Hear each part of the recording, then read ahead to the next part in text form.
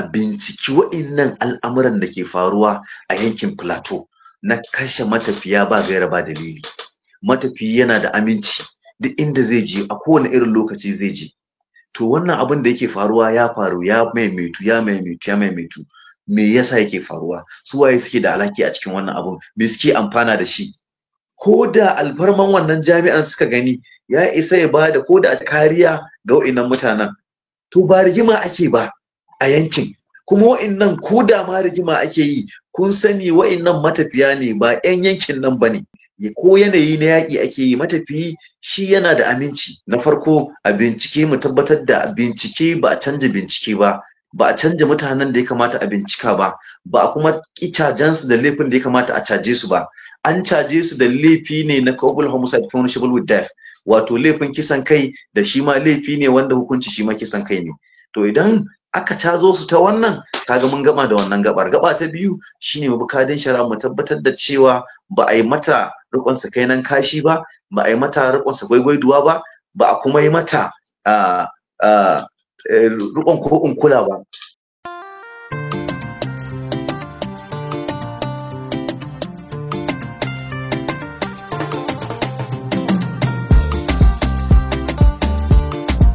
Sunana barista AU Haji, wanda kuma ni ne shugaban tawagar ofishin lauyoyi da aka fi sani da AU Haji and Associate. A lokaci guda kuma ni ne mai magana da yawun lauyoyi da aka fi sani da ƙungiya ta Concerned Nodal Lawyers Forum. Wannan kuma ƙungiya kamar yadda muka fara magana a kai tana bin kadi ne na dukkanin cases na take haƙƙi da kisa na wanda ya saba ma kundin tsarin mulki na Najeriya a kan 'yan arewa ko a ina ne a arewacin Najeriya. Na'am, to barista kisan matafiya daga jihar Kaduna da ke kan hanyar su ta zuwa Filato domin ɗaurin aure na ci gaba da ɗaukar hankali a ƙarshen makon nan. Rahotanni ma sun nuna cewa kusan mutum 12 sun rasu sakamakon harin da aka tare motar, yayin da 19 suka jikkata kuma ana kula da su a asibiti. Ya kuka ji da wannan harin? Wato abin da za mu ce na farko shine inna lillahi wa inna ilaihi raji'un. Wannan abu da ya faru abin ban takaici ne, abin turni da Allah wadai. Abu ne na dabbanci da gidadanci da rashin sanin ya kamata da rayuwa a cikin rayuwa ta mutane da aka fi sani da primitive and savage, wanda Bature ke describing. Wato babu ɗan adantaka a abin da ya faru, babu mutuntaka, babu kimanta rai, babu kuma kiman darasta ɗan adam.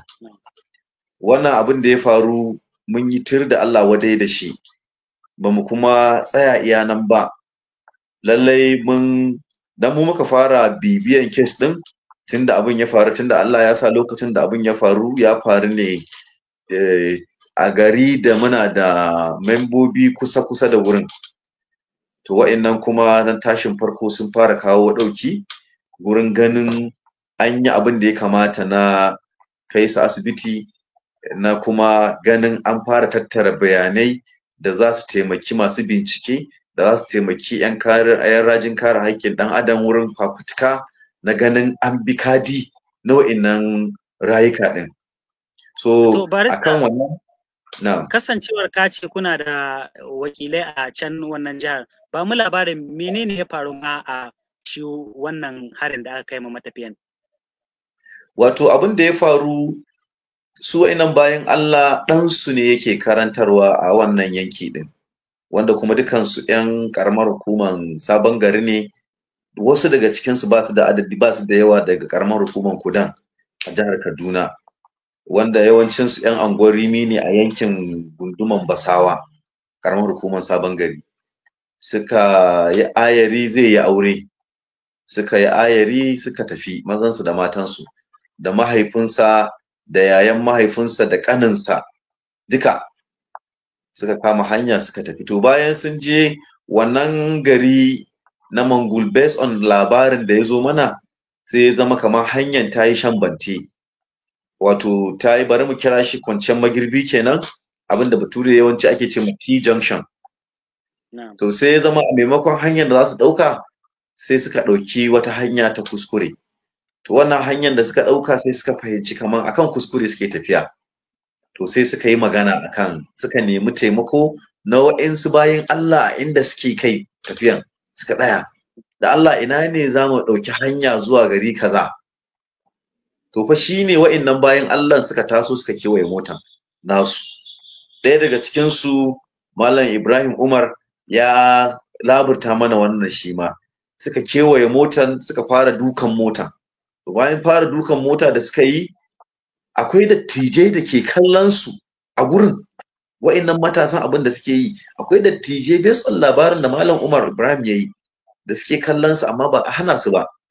Har ta kai ga suka fara sara, suna saran su kamar dabbobi. To har dai mai afkuwa ta afku, suka shahidantar da wanda Allah ya karɓa, suka kuma ita babbaka motan wuta. Saboda ita kanta motan mota ne na jami'an Ahmadu Bello da ke Zaria. Direban tunda direba ne da ke wurin, yawanci zaka ga in irin wannan abu ya taso akan nemi alfarma. Hatta ƙungiyar lauyoyi sukan nemi irin wannan alfarman idan za su yi tafiya, in ba su da mota su nema jami'a ta taimake su.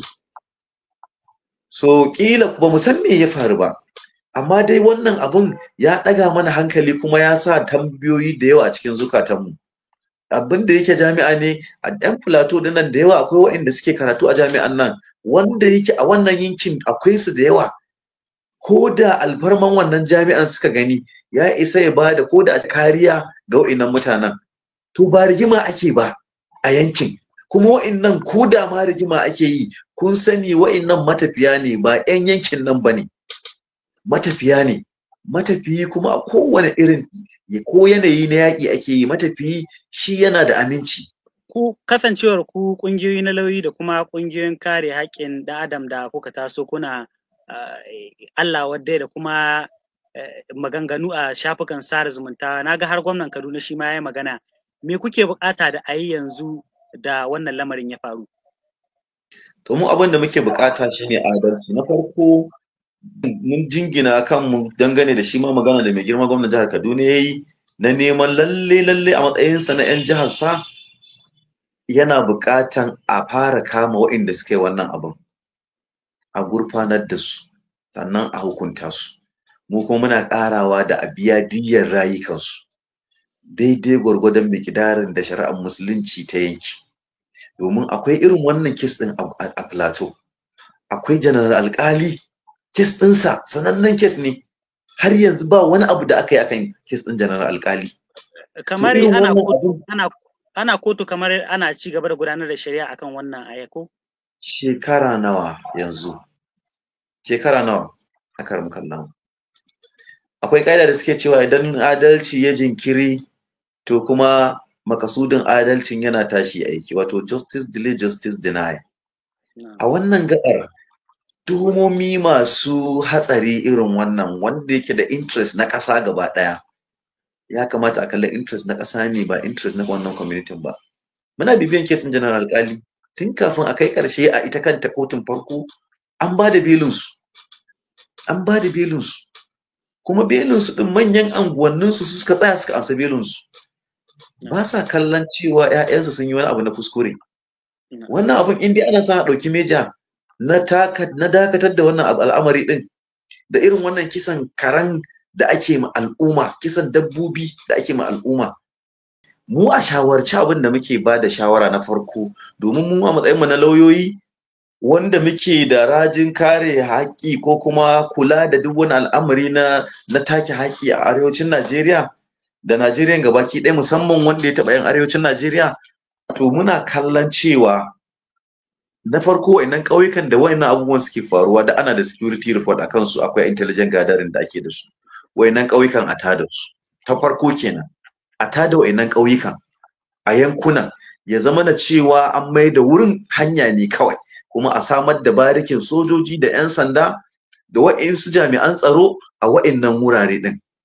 Na ɗaya kenan. Na biyu, duk wanda ya suka yi wannan abin sanannu ne, a yi fishin ɗinsu, a kama su, a tuhume su, sannan a ji suwa suke ɗore musu gindin wani abubuwan da suke yi, sannan a gurfanar da su a kotu, a yanke musu hukunci daidai da laifin da suka yi, sannan a biya diyyan wa'innan bayin Allah gwargwadon yadda shari'ar musulunci ta nazar. Idan aka yi haka, to alal aƙalli za mu ga cewa yanzu an ɗauko ƙadami na samar da adalci da kuma yin matukka hanci a gobe. ku ne masu bin diddigi da kuma ganin cewa an aiwatar da irin wannan, amma suna ganin cewa da zarar kun ga cewa an ɗan fara tafiya ta ɗan yi nisa an bar maganar abin sai ku janye jiki, shi yasa ma har ba a ganin ana yanke musu hukunci kamar yadda ka faɗa na kes ɗin alƙali har yanzu shekaru da dama ba ya hukunci ba. Ka fahimta mu lauyoyi masu rajin kare haƙƙin ɗan adam a yanzu ba mu da haƙƙi na prosecution, wato kamawa da kaiwa kotu, wannan haƙƙi ne na gwamnati. Mu haƙƙinmu shine da ƙararraki na enforcement of fundamental rights. Idan gaɓar duk da muke ganin na lalama da za a samar da adalci ba ta yiwu ba, kamar yanzu a wannan ɗin, wannan ƙadamin da wannan gaɓar muke kallo lallai ya wajaba gwamnatin jihar Plateau da gwamnatin tarayya su tabbatar da cewa an samar da wannan adalcin da muke magana a kai. Idan bai yiwu ba, to shine za mu zo mu shigar da ƙara a maimakon wa'innan bayan Allah da aka kashe ba bisa ƙa'ida ba, na neman bin kadin haƙƙi na wa'innan rayukan nasu na biyan diyya.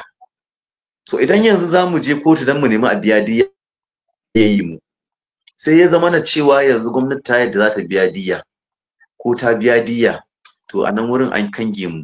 Namu sai mu ci gaba da sa ido mu tabbatar da cewa wannan hukunci da kuma doka ta tanadar da za a yi musu akan laifin da ake tuhumar su sun yi, a tabbatar da an musu.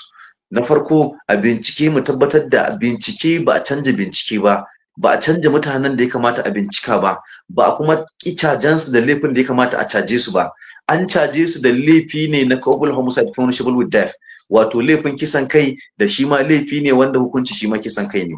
To idan aka cazo su ta wannan, kaga mun gama da wannan gabar. Gaba ta biyu shine mu bi kadin shari'a, mu tabbatar da cewa ba a yi mata rikon sakainan kashi ba, ba a yi mata rikon sagwaigwaiduwa ba, ba a kuma yi mata rikon ko in kula ba. To in muka wuce wannan gabar a kai ƙarshe, mu tabbatar da cewa duk wata takaddama da wata sa to kasa katsi da za a yi a nan, an same shi ne ta ɓangaren su waɗanda aka zalunta na kisan da ba bisa ka'ida ba, sun samu wannan adalci din. So haƙƙin kuma gwamnati ne ta tabbatar da cewa ta yi execution din hukunci. Maganar tabbatar da adalcin nan wasu na ganin cewa duk maganganu ne kawai ake yi, domin ko a nan baya mutanen da aka kashe a Oromi, wani rahoto da jaridar Punch ta wallafa a kwanakin nan ya nuna cewa har yanzu ba a biya su diyar da aka yi alƙawalin cewa za a biya waɗanda aka kashe ɗin ba. Anya ko kana ganin su mutane suna da wannan fatan na cewa za a yi musu adalci? Albishirinka. Goro. Wannan maganan wannan kes ɗin gwamnatin tarayya tana ciki, gwamnatin jihar Kano tana ciki, gwamnatin jihar Benue ba Benue ba, Edo kenan ko? Tana ciki. So a lokaci guda mu kanmu nan muna da hanyoyi da muke ta bi na ganin an samu adalci. So wannan ina son in ce maka, ba na son in yi riga malam masallaci, amma ba da daɗewa ba za ku ji ma akan wannan kes ɗin. Ba da daɗewa ba. Ba na son in yi riga malam masallaci, muna da board da muke ɗaukan kowane matsaya, sannan kuma mu zo mu faɗi kowace irin matsaya. So za ku ji matsayin mu akan wannan, amma ina maka albishir nan ba da jimawa ba, kila da ku za mu fara magana ma Allah ya yarda. To sakonka ga gwamnatin jihar Filato kasancewar can ne lamarin ya faru. Sakon ma gwamnatin jihar Filato shine muna ɗaukar mata alwashi, idan ba ta ɗauki matakin da ya kamata ba, wallahi azim mu ba za mu bari ba. Duk hanyar da za mu bi da doka ta ba mu dama gurin ganin bayan Allah nan sun samu adalci, za mu bi. Wannan muna yin so mun taɓa ne da jawo hankalinta cewa jiha ce da aka santa asali zaman lafiya. Yanayi ne ya zo ya juye ta zama yana take a yau, wanda muna takaici, muna alhini, muna baƙin ciki da wannan ɗin dan yana cutar da mu shi kanshi wannan yanayi ɗin. To muna kiranta, mun san gwamna ne wanda yake shi ma masanin shari'a ne. Da muna layi ɗaya da shi, practicing lawyer ne. So muna kira akan lallai ya san doctrine na rules of law, ya kuma san doctrine na equity, ya kuma san doctrine na justice. To a wa'innan muna roƙonsa